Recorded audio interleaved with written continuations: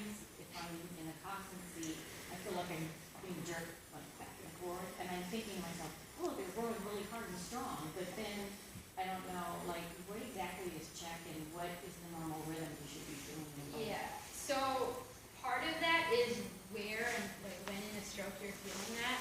If you're getting a hard slam on your back as everyone's coming forward or as they get to the top of the stroke, that's pretty bad check.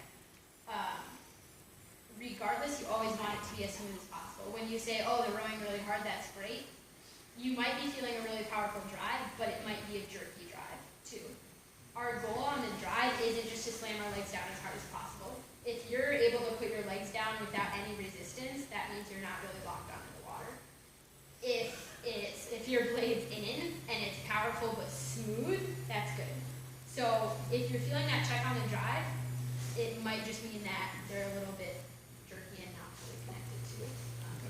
Obviously, there's going to be a little bit of back and forth, but you want to keep like that. So if you're getting it in the back, they probably should slide then? If you're getting it in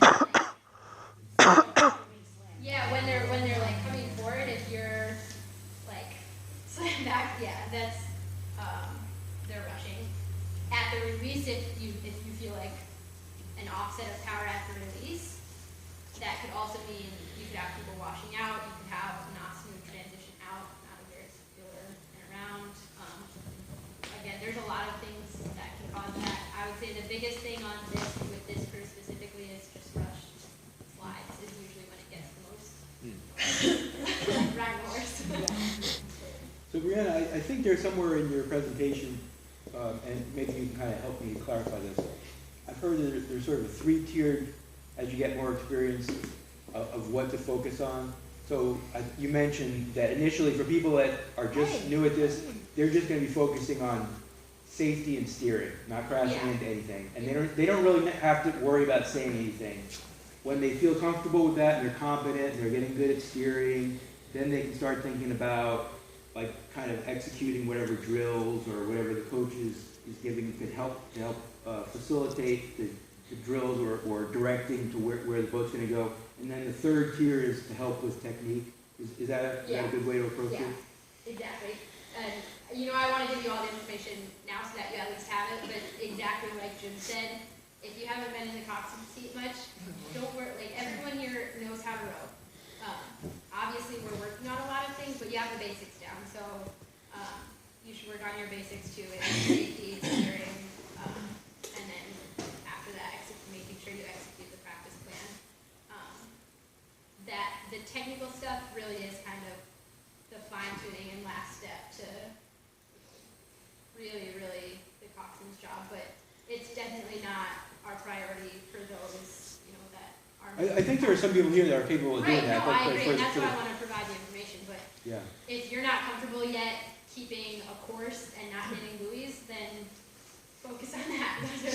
Those are the most important. And if I could just say as a coach, the default, we may give you instructions like one boat is a lot faster and we're just going to tell you do the piece at your own pace. But generally your default should be keep the boats close together, like essentially like you're in lanes in a race course. You're not crashing into each other, but you're close enough so that the coach can get behind both boats and talk to people, or three boats. So you want to be maybe like have half a boat length in between you, but stay quite close together. And if at the end of the piece you're 3 or 4 boat lengths down, bring your boat up alongside. That's kind of the default. Get the 2 boats parallel and ready for the next phase of the practice. Any other questions for that so far? That's one thing I noticed too, that I think that the following boat, sometimes when we're starting from the apartments, one coxswain decides, I'm just going to stay in the middle of the lake, and another one decides, I'm going to stay close to shore, and all of a sudden we're 500 meters apart at the end of the piece, instead of the second boat just following the first boat. It happens a lot, and I think that's where communicating with coaches and coxswains is good, and then also picking points, and being very